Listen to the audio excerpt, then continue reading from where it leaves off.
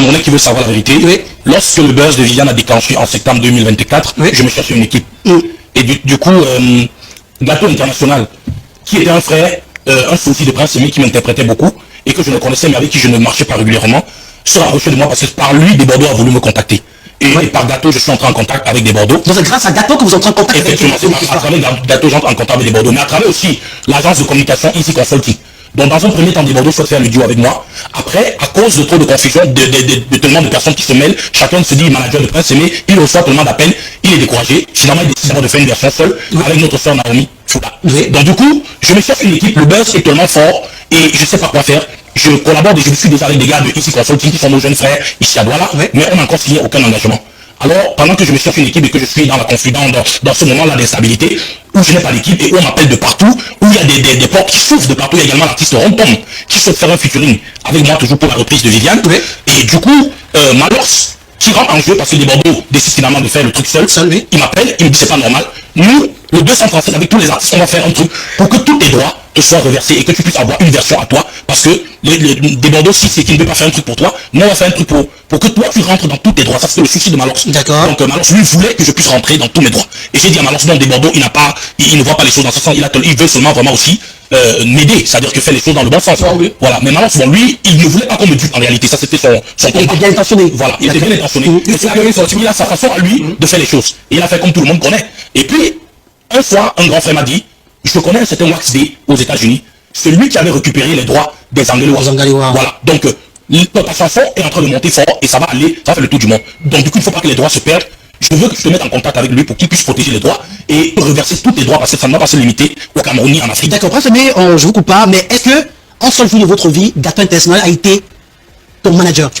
En réalité, mon manager, je dirais non. Il n'a jamais été mon manager. Gâteau est un frère avec qui on se rencontre. Là, Samy Djadja, il est témoin. On se rencontre de temps en temps dans les événements. Mais Gâteau réellement fréquentait vos chansons. Voilà, il interprétait mes chansons. Justement, mais Gâteau n'a jamais été mon manager, n'a jamais négocié des contrats pour moi. Jamais. Donc maintenant, c'est cette histoire de buzz avec des Bordeaux qui me rapproche de Gâteau. Est-ce que vous savez quand même qu'il s'autoproclame votre manager? Bon, pendant cette période-là, moi-même j'avais accepté à ce qu'on puisse le contacter parce que je n'avais pas de repère. D'accord. C'est pour le contacter pour que je puisse, il était le repère entre des Bordeaux et moi, et le point entre des Bordeaux et moi, et les personnes également qui voulaient me contacter. Puisque je n'avais pas d'équipe, je reçois également le grand frère de Balafon, Cyril Bojiko, qui me dit, est-ce que tu veux que je te manage? Parce que je vois qu'il n'y a personne autour de toi. Je lui dis, Cyril, bien sûr, si tu veux, je suis disposé pour que tu puisses me manager. Sauf qu'après, il revient plus vers moi, je ne sais pas pourquoi. Donc, Gâteau est le seul qui a essayé tout de même de savoir les motivations derrière le fait que Cyril ne revienne plus vers vous. Non, je n'ai pas vraiment cherché à savoir. Et je n'ai pas compris pourquoi. Donc du coup, il n'est pas revenu vers moi parce qu'il m'avait dit que lui, il est prêt à me manager dans cette période parce que le buzz était tellement fort. Mais Cyril n'est plus revenu vers moi, je sais pour quelle raison. Je sais que c'est quelqu'un qui a aussi tellement de choses à faire. C'est un patron d'un groupe de médias, il a tellement à faire. Donc je peux aussi le comprendre. Donc après, maintenant, pour Gâteau, je dis c'est le buzz qui rapproche Gâteau et moi dans le sens des affaires. Avant ça, Gâteau n'était pas celui-là qui signait mes contrats ou qui me gérait. Voilà. Donc, comme je disais, alors on me met en contact avec M. Waxé aux États-Unis pour qu'il puisse m'aider à récupérer les droits sur la chanson Viviane. Donc Waxé entre dans ma vie en tant qu'éditeur et je lui donne un contrat dans un premier temps. Après quelques jours, 4-5 jours de discussion, je lui fais un contrat d'édition pour que cela puisse lui permettre de récupérer mes droits partout dans le monde, me les reverser et d'avoir son pourcentage. Donc voilà le contrat avec Waxé. Est-ce qu'on peut savoir les clauses de contrat pourcentage qu'il devait prendre combien? Je devais lui reverser 25%. 25% des revenus. Oui, parce qu'il disait qu'il devait payer les avocats pour réclamer certains droits 3 ans en arrière et tout ça, et qu'il avait un travail à faire, que je devais lui reverser sur ces droits-là 25%. Donc du coup, après une semaine, Wax D me fait des propositions alléchantes avec les gars, ils sont sortis. Il me dit, je vais te faire le feat avec Fali Poupa, Bonaboy, Masakedi, il me donne tout ça. C'est une proposition de Wax D. Oui, d'accord. Il me dit, si tu me donnes un contrat de production et si tu m'impliques dans le management, moi je vais te faire des grandes tournées, tu vas aller en Afrique du Sud, tu vas faire le tour d'Afrique, tu vas faire le tour du monde. Il a fait tellement de propositions, sauf que le contrat que je leur donne en seconde partie, ils n'ont pas mentionné toutes les propositions qu'ils m'ont faites dans ce contrat. Donc tout ce qui m'a été dit n'a pas été respecté dans le contrat. Et malheureusement, le contrat se fait sous précipitation parce que je suis sous pression, je me cherche une équipe, je n'ai pas de directifs, alors je me dis il faut rapidement que je stabilise les choses pour ne pas tout perdre. Mais pas seulement tu étais déjà avec Easy Consulting quand même. Oui. Est-ce que tu n'avais pas confiance en Easy Consulting, raison pour laquelle tu voulais encore des personnes pour t'entourer? Non, Easy Consulting en réalité, même étant avec eux, je n'avais pas pris d'engagement. C'est quand Wax D arrive que je signe en même temps le contrat avec Wax Day et Easy Consulting, les deux. D'accord. Ça veut dire que, en réalité, j'étais en train de discuter avec Easy Consulting pour être rassuré de ce que le partenariat devait être un partenariat gagnant pour moi. Donc c'est quand Wax Day arrive avec des propositions alléchantes que finalement les deux se mettent ensemble avec Easy Consulting. Alors ils me disent, donne-moi un contrat pour qu'on avance, parce que si nous on n'a pas de contrat, on ne pourra pas t'aider. Et du coup, je leur fais un contrat le jour où je leur fais un contrat, je leur demande est-ce que je peux pas vous faire venir un membre de ma famille ou un autre témoin, parce que en dehors de vous, il faut quand même qu'il y ait un témoin de mon côté qui puisse témoigner. Moi je dis pas que je n'en veux pas trop, mais quand même il devrait avoir un témoin de mon côté puisque je vois pas. Sauf que ils m'ont dit non, il faut vraiment faire rapidement les choses parce qu'il faut qu'on avance. Et moi j'ai dit quoi, avec toute l'instabilité et tout ce qu'il y a autour, je leur ai donné le contrat. D'accord. J'ai donné dans un premier temps un contrat d'édition et de communication. Après une semaine, on m'a fait des propositions alléchantes. On devait faire rentrer des partenaires tels que Universal et Musica. Ils me faisaient des spectacles de 5 à 10 millions. D'accord. Tout ça, eux n'étaient pas là pour les spectacles de 200 000 ou de 500 000. Donc du coup, j'ai dit, mais pourquoi pas si quelqu'un me fait gagner des spectacles de 10 millions, pourquoi ne pas lui donner même, je sais pas, 3 ou 4 millions. Pourquoi pas. Du coup, je signe le contrat. Et sauf que, vraiment, de bout en bout, les choses ne vont pas se passer comme prévu. Et voilà, malheureusement, on se retrouve là où on est aujourd'hui. Oui, d'accord, mais juste après tout cela, la promesse du véhicule a été respectée. Wax Day vous a remis la clé du véhicule. Ah, je vais vous répondre. Oui, la promesse du véhicule, déjà, était, si vous voulez revenir sur le contrat, il était mentionné dans le contrat qu'on devait me donner 2 millions à la signature du contrat. Et c'est moi qui ai perçu ces 2 millions. Pas du tout. C'est moi qui ai demandé le véhicule pour rouler avec. J'ai dit, je veux un petit véhicule, comme ça va me permettre de marcher, il faut plus quand même que je marche comme ça. Ils ont dit, voilà, on a dit ok. Et j'ai demandé également qu'on aide à trouver un assistant qu'on devait payer, qui devait m'assister puisque je ne vois pas, devait m'assister au quotidien. Et c'était mentionné dans le contrat. C'était également mentionné que c'est eux qui devaient payer le chauffeur et qui devaient également me loger. Sauf que avec le buzz et tout ce qu'il y a eu, on m'a dit non, on va t'offrir un véhicule de 30 millions. Moi j'ai dit non, au lieu de m'offrir un véhicule de 30 millions alors que je n'ai rien à la poche, donnez-moi un véhicule de 5 millions et vous me donnez les 25 millions d'à côté pour que je puisse au moins entretenir mon véhicule et pouvoir au moins gérer ma vie. Évidemment, vous me donnez un véhicule de 30 millions alors que je n'ai rien. C'est logique. Voilà. Donc finalement, on m'a donné le véhicule qu'on a donné, on a dit qu'on a 5 millions, mais sur la facture c'était 5 millions. L'ont fait. On ne m'a pas logé. Vraiment, je ne sais pas s'il faut que je vous raconte encore les déboires. On va savoir. Par rapport au logement, on est venu chez moi, je me prends, on m'a amené quelque part dans un appartement meublé. Et après 3 jours, on est venu me dire qu'on avait payé que 3 jours, que je l'ai sorti.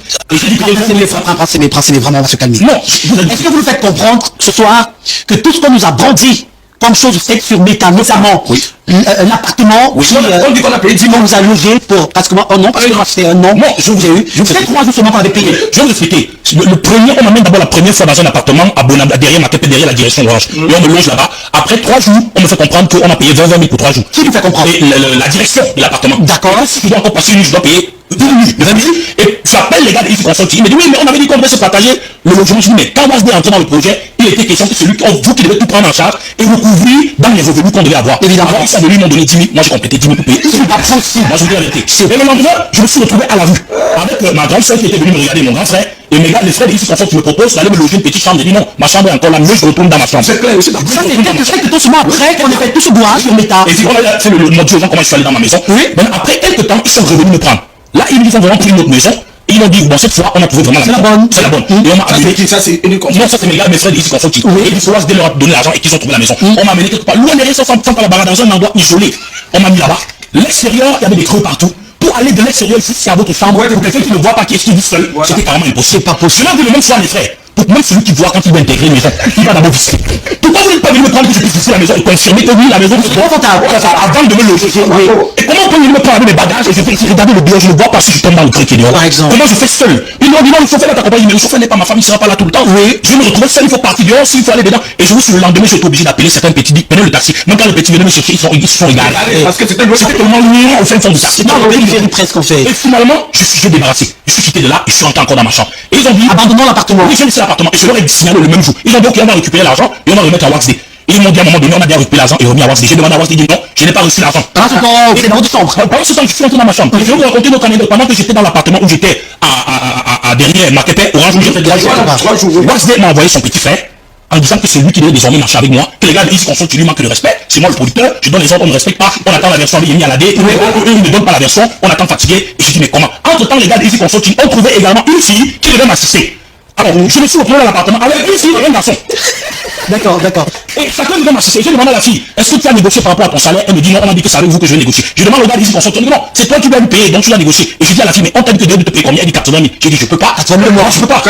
Il faut d'abord rentrer, qu'on s'entende pour que je vous appelle. J'appelle les gars ici qu'on sorte, je dis, ok, voici le petit frère à Waxday. Il dit que c'est avec lui que je dois marcher désormais et qui doit même m'amener dans un studio. Est-ce que vous êtes d'accord? Vous êtes au courant? Il dit non, nous ne sommes pas d'accord. Je comprends bien, il y avait une guéguerre entre Easy Consulting et Calabash. Calabash et Waxday. Les deux, à un moment donné, ne s'accordaient pas. Alors, Prince Aimé, où est le véhicule qu'on vous a remis? Non, je vous dis tout. Oui. Le véhicule qu'on m'a remis, je l'ai vendu. Voilà. Est-ce que vous avez pris la peine d'en parler avec Waxday avant? Non, ça a été personnel. Non, je vais vous raconter déjà depuis que Waxday et moi nous sommes déconnectés. Moi, je ne sais pas comment je vis depuis pratiquement plusieurs mois. Mais peut-être c'est passé parce que c'est non. Je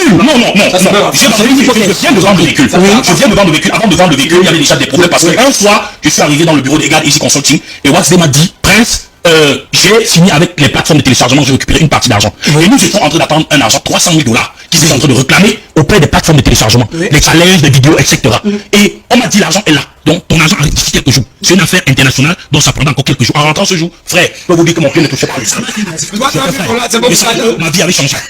Sauf que quelques jours après, quand je demande à mon frère Waxday, mais tu m'as dit que tu avais eu de compter 300 000 $. Il m'a dit comment? Vraiment, c'est pas ce qu'il était en train de vouloir dire. Ils étaient plutôt en train de vouloir dire qu'ils sont sur le point de récupérer l'argent. La version avait changé. Les gars ici qu'on sortent, m'ont confirmé, m'ont dit en réalité, notre frère Waxday ne fait pas la production parce qu'il y a ton argent, on est déjà sur le point de récupérer. Donc il va juste récupérer ton argent et tout ce qu'il a dépensé, il va extraire.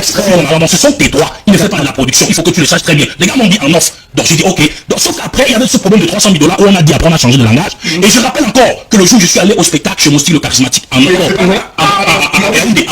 il y a une fille au Ghana, Wendy Sheikh, qui a repris ma chanson. Et Waxday pensait que c'est moi qui lui avais vendu la chanson. Parce que en tant qu'éditeur, quand il rentre en contact avec la fille me fait comprendre qu'elle a cité la chanson sur Prince Aimé. Et il m'appelle pour me menacer. En me demandant si c'est moi qui ai vendu la chanson. Je la fille, je lui dis non, ce n'est pas moi. Il me dit si c'est toi, fais attention parce que tu connais qu'on a un contrat d'édition. Je dis non, moi je ne fais pas les choses comme ça. Il me dit parce que cette fille, en une seule journée, a vendu 30 000 $. C'est pas possible. Ouais, d'accord. A vendu 30 000 $. Et il me dit Prince, ça que tu n'as rien eu dans ce buzz au moins 1 milliard de francs CFA.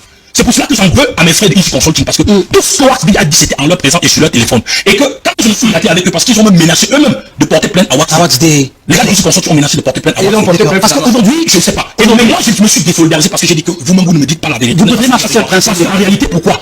Quand Waxday dit des choses et qu'après je reclame, j'ai dit voilà ce que tu avais dit, qu'est-ce qui se passe? Vous ne me témoignez pas. C'est un problème. Vous ne me défendez pas, c'est un problème. On pourrait pas me dire sur votre téléphone, l'argent est arrivé, il y a 300 000 $. Après, demain, vous demandez, il y a pas l'argent. Et je vous demande, c'est comment? Et vous ne rien. Alors, on me dit sur le téléphone, il y a une personne qui a vendu ta chanson en une seule journée, 30 000 $ devant vous. Et après, je vous dis, mais est-ce qu'on a fait les comptes du streaming? Parce qu'il était question dans le contrat qu'après 3 mois, Waxday devait faire le rapport financier. Et après les 3 mois, j'ai commencé à demander le rapport financier. Ce qui a créé tous les problèmes que vous avez vus jusqu'à aujourd'hui. Alors, vous pensez qu'il y a eu détournement d'argent? Easy Consulting, Calabash Music, chapeauté par Waxday, il y aurait eu une manipulation des micmacs pas du tout catholiques pour dérober votre argent. C'est ce que vous estimez? En effet, je ne sais pas si je parlerai de dérober. Oui. Mais je pense qu'à un moment donné, il y a des choses pas correctes qui se sont passées parce que les gens ont dit des choses, non seulement qu'ils n'ont pas fait. Et les gens ont dit, c'est-à-dire qu'ils disaient des choses aujourd'hui et demain ils changeaient de langage. Et vous ne pouvez pas travailler dans ce climat. Moi je vous ai parlé d'un climat où je me suis retrouvé avec personne. Une personne à la maison, dans une maison. Une personne voulait que je sois avec son petit frère. Et une autre personne voulait que je travaille plutôt avec une fille. J'avais envoyé. Mais est-ce que l'erreur ne venait pas de toi de signer le contrat avec Easy Consulting et de signer le contrat avec Waxday? En réalité, au départ, quand j'ai signé avec Easy Consulting, c'était pour un contrat de communication. Oui. Ça veut dire que c'est pour qu'ils mettent au niveau de la communication. Et quand j'ai signé avec Waxday, c'était pour l'édition. L'édition, ça permet à l'éditeur de récupérer votre argent partout dans le monde, vos droits, et de vous reverser. Vu que vous avez fait confiance à Waxday, il a battu son pourcentage. Donc c'est après qu'il y a eu un climat de confiance entre les frères et moi. Ils m'ont dit, on va faire ci et ça pour toi, on te met au sommet du toit de l'Afrique, parce que nous, on va gagner, tu vas gagner. Donc en réalité, ils n'étaient pas producteurs au départ, et les autres n'étaient pas des super managers. Donc c'est après, ils m'ont dit non, on va faire ceci, on va faire cela, et on va te faire gagner de l'argent. Il y a tes droits. Nous avons vu tes droits partout. Donc on va récupérer tes droits. Ça j'avais des questions rapidement. Voilà, ça, dans la sortie de Waxday, que j'ai bien compris, Waxday dit ceci: tu as vendu la voiture parce que tu te plains que tu n'as pas de chauffeur et que tu n'as pas l'argent pour mettre le carburant. Et je réponds. J'ai fonctionné avec un chauffeur pendant 3 mois. De décembre jusqu'en ce mois de mars où j'ai payé le chauffeur. C'est moi. D'accord. Pendant ce mois de mars. Et durant les 3 mois, ni Waxday ni personne ne sait comment je fais pour entretenir la voiture. Et non seulement ils avaient fermé les boutiques, ça veut dire qu'on a bloqué toutes les plateformes de communication. On a retiré, on m'a retiré. On ne communiquait plus autour de moi, il n'y avait plus aucun plan d'action de communication autour de moi. Je n'ai plus de spectacle, mais quand même, j'ai une grosse voiture qui boit du carburant et que je dois entretenir. S'il y a une pièce qui coûte cher, je dois aller réparer, je dois vidanger et qui me prend prendre de l'argent tout le temps, alors que je n'ai L'entretien de revenus était à peu près. Oui, et je n'ai plus de revenus, je n'ai plus de rentrée. D'accord. Vous, à ma place, la voiture, à un moment donné, était garée au sol. Oui. Et on ne chauffait même plus le moteur. Je me suis dit, cette voiture, un matin, on peut me dire que le moteur a coulé. On peut me dire qu'il y a eu une panne grave, de sorte que je sois, mais il faille encore dépenser des millions pour réparer. Oui. Qu'est-ce que moi je vais faire? Puisque je n'arrive pas à plus entretenir et que les gens ont fermé boutique avec tout l'argent et toutes les finances, moi je vois pas pourquoi je vais rester avec le véhicule. Donc du coup, j'ai trouvé que la bonne option était de vendre le véhicule. Je n'ai gentil, vraiment, et qui apprécie ce que je fais. Ça a été un bonheur pour moi et ça m'a beaucoup redonné de l'espoir de la rencontrer. Et je crois qu'elle a manifesté beaucoup de volonté de soutien à mon endroit. C'est pour cela qu'aujourd'hui, plus que jamais, j'en appelle encore à elle, mais pas seulement à elle, mais aussi à notre Premier ministre et même au président Samuel Eto'o et tous les Camerounais de bon sens, de bonne volonté et de bonne foi. Parce qu'il faut dire la vérité, la situation dans laquelle je suis est une situation malheureusement d'oppression, où les gens font ce qu'ils veulent parce qu'on sait que je n'ai personne, je n'ai pas de devant ni de derrière, on fait n'importe quoi. Et après, on cherche les preuves pour m'accuser, pour démontrer que c'est moi qui ai tort. Mais au fond, les gens ont pris beaucoup d'argent qu'ils ne veulent pas rendre. Et tant parce que je suis en train de réclamer, ils essaient de créer toutes sortes de situations pour, en réalité, détourner les Camerounais du vrai sujet et de la vérité. Cette version, on n'avait pas, on ne savait pas que vous n'avez pas reçu. En 5 francs, un rapport à Cyril. Comme disait le demandait mon frère, j'étais à la fondation au CIRAC. Oui, le CIRAC. La deuxième fois, et là, par contre, j'ai eu un petit cachet, je ne peux pas le cacher. Bon, ça, peut-être donc quand je dis petit cachet, j'ai eu mon carburant. Ça, c'est... Ça dit rapidement, toutes mes questions aujourd'hui vont tourner sur la sortie de Wasday. Wasday, dans sa sortie, a dit ceci. Il vous a d'abord versé une somme de 2 millions. Ah, c'est du contrat. Oui. Ouais. Est-ce que l'argent est versé? Quand tu as pu te payer où tu dors, un petit, il a pris une maison où il a payé 10 mois. Ouais. Bon. Pour la maison Sami Djadjaï, c'est l'histoire dont je viens de vous raconter. Une histoire au film qui ressemble au film western. Je ne sais pas si on vous amène de la deuxième maison où on m'a amené. Oui. Je vous assure, il n'y a même l'oiseau ne passe pas là-bas. Et vous ne pouvez pas trouver quelqu'un qui pourrait demander de l'aide pour quelqu'un qui ne voit pas. C'est pareil, je vais sortir de là. J'ai fait 45 minutes pour partir seul de ma chambre pour retrouver l'extérieur. D'accord. Maintenant, pour revenir à la question sur laquelle les 2 millions, je viens de vous dire, le contrat disait que Wasday devait me verser 2 millions à la signature du contrat. Sauf que quand j'ai signé le contrat, j'ai demandé les 2 millions, on n'a pas donné. J'ai demandé, on n'a pas donné. Après, on m'a dit que non, comme il y avait le Mediatour en Côte d'Ivoire et je devais aller faire l'enregistrement avec des Bordeaux. C'est quand je finis le film avec des Bordeaux qui commencent à me verser les 2 millions. Et non tellement menacé qu'à un moment donné, moi-même j'ai dû renoncer aux 2 millions. J'ai dit, ok, on avait tellement avancé, je ne veux plus les 2 millions. Faites maintenant les comptes généraux. Oui. De tout l'argent du buzz. Est-ce que le Mediatour Côte d'Ivoire a lieu? Le monsieur c'est au Cameroun. On a annoncé au Camerounais que je devais jouer en décembre au Ghana. Avec Modifié. Dans un stade de 30 000 places. Allez demander si c'est comme ça. Moi je vous dis, D'accord, parce qu'on a compris. Son excellence rapidement. Dernière question, mon fils. Tu as vendu ta voiture à combien? Parce que sur la facture, non, on a dit qu'on a acheté la voiture à 8 millions et pourtant sur la facture c'est 5 millions. Finalement, tu as vendu à combien? Bon, vraiment, j'ai vendu au prix où j'ai vendu. Mais j'ai vendu. Prends semé. Vous avez vendu le véhicule à combien? Voiture de 8 millions. Parce qu'on préfère aller sur... Non, mais je le prix que sur la facture. Non, frère, je ne vais pas cacher aux Camerounais. J'ai vendu la voiture. Je vous aide à confirmer cela. Même si je ne veux pas donner le prix. J'ai vendu la voiture. Et c'est moi qui ai pris la voiture. Je vous ai dit la raison qui m'a poussé à vendre ma voiture. Parce que c'est un véhicule que je ne pouvais plus entretenir et qui pouvait se gâter. D'accord, là, on a compris. La dernière question. Aujourd'hui, on n'a pas assez de temps.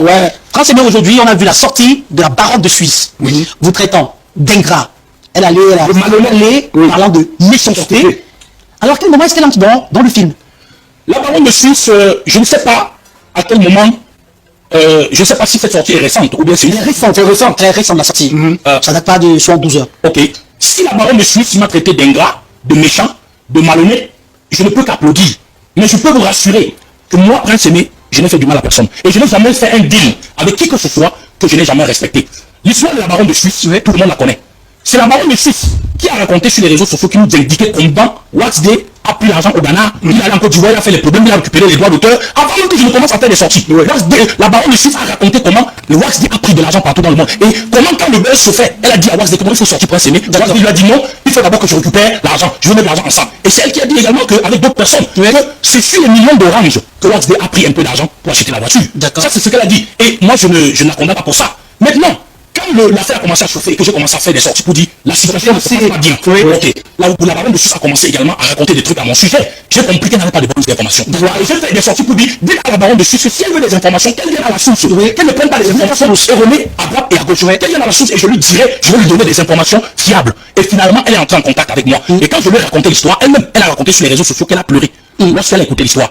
Et c'est elle qui a même dit vraiment Wasday, c'est pas sérieux tout ce que les gars ont fait. Et elle a commencé, mais elle s'acharnait plus sur Malox. Sauf que je lui ai dit qu'on ne peut pas trop s'acharner sur Malox. Même si Malox a pris sa part d'argent, Malox, lui, il est venu en tant qu'il venait aider. Oui, et c'est lui qui a produit le projet. Et il a payé quand même la promo à trace. Même s'il a pris ça pas un peu d'argent, ce n'est pas Malox qui a fait le buzz de Viviane. Tout à fait normal. Et c'est Waxday et Easy Consult qui me représentaient auprès de Malox. D'accord. Et Malox a brandi un contrat selon lequel il a dit que Waxday a signé un contrat avec lui où Waxday disait que c'est lui le propriétaire des droits sur la chanson de Viviane. Après la sortie de Malox, on a vu la sortie où il tirait à balles réelles sur Waxday. Voilà. Est-ce qu'aujourd'hui vous donnez raison à Malox? Mais non, au détriment de Waxday. Oui, ça c'est au début, je donne raison à Malox. Malox, on a allé plus loin, il a dit, si Waxday dépose sa part, je dépose ma part. D'accord. Maintenant, je reviens sur la baronne de Suisse. Oui. La baronne de Suisse, elle a fait des sorties, je l'ai raconté, elle était très touchée. Dans un premier temps, elle me dit, ok, Prince, moi, ce que je veux voir si je peux négocier pour que tu retravailles avec Waxday. D'accord. Et la baronne de Suisse, pendant un moment, a discuté avec Waxday. Elle est revenue vers moi, elle m'a dit, ce que je veux, c'est que tu retravailles avec Waxday. Mais elle m'a dit un truc qui ne m'a pas plu. Elle a dit, je veux que tu oublies tes milliards. Ah, ok. Et ça vous a dérangé? Ça m'a dérangé. Je le dis, grande soeur, avec tout l'amour et le respect que j'ai pour vous, moi, je ne vais pas tourner la page des finances du buzz de Viviane. C'est plus important. Parce qu'il faut que Waxday fasse les comptes et le bilan financier. Très important. Du buzz de Viviane. Alors, que vous ne ferez jamais rien avec l'argent que vous gagnez, tout votre argent, c'est pour les femmes, raison pour laquelle vous avez même 100 millions aujourd'hui, demain, ce sera fini. En 30 secondes, est-ce que vous répondez à Gâteau? Je vais tout simplement dire que Gâteau a sa vie et j'ai la mienne. Et que voilà, c'est chacun qui sait comment il gère sa vie. Moi seul, je sais ce que je suis en train de réclamer aujourd'hui. Ouais. Et moi seul, je sais comment est-ce que j'ai géré ma vie jusqu'aujourd'hui. Si j'ai vendu ma voiture, c'est parce que j'estimais que la voiture était devenue pour moi une source de dépenses qu'une aide. Parce que quand je prenais la voiture au départ, c'était pour qu'elle puisse m'aider à aller faire mes spectacles. Mais puisqu'il n'y avait plus de spectacle et tout s'est arrêté, avec moi, je devais continuer à entretenir la voiture. Donc, Gâteau peut dire ce qu'il veut. Il a son avis personnel, mais je pense que chacun a sa vie et chacun assume sa vie. On va prendre... Oui, je voudrais savoir comment Prince Aimé fait pour joindre les deux groupes maintenant qu'il n'a plus de spectacle. D'accord, merci beaucoup d'être passé. Prends ces mes réponses. Oui, je veux dire à mon frère Willy que je vis, comme demandait tout à l'heure mon frère, à combien j'ai vendu la voiture, Oui. ou bien combien est-ce que j'ai eu quand je suis allé chez la première dame.